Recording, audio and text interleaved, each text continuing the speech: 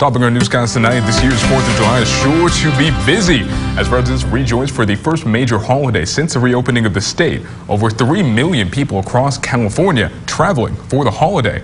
And cities and states aren't the only things that have opened back up, but scheduled fireworks shows have too. 17's Marco Torres joins us live from the park at Riverwalk with details on today's show. Marco, good evening.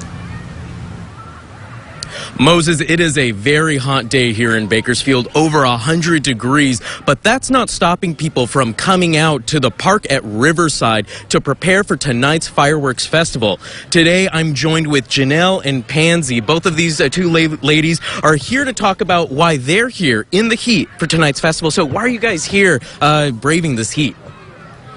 Yes, I'm Pansy. We are here because we want to be here to celebrate with our family. It has been over a year and COVID had us down, and now we are celebrating the 4th of July, Independence Day, being independent of COVID, where we can visit with our family and loved ones.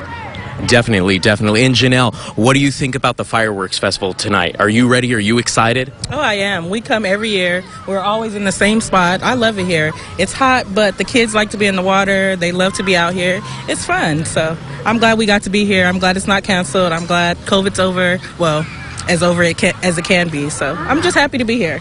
Definitely, definitely. And so, you know, it already seems pretty packed right now, but do you think it'll be completely packed by the time the fireworks festival starts tonight at 9? I hope so, because usually it's more packed than this. So hopefully more people come and enjoy it like every year, like every time, you know. I don't know. Hopefully. I hope so. Great. Thank you so much for being here with us, ladies, and happy 4th of July. Tossing back to you, Moses, in the studio. This is Marco Torres at Park at Riverside. Marco Torres, KGT 17 News.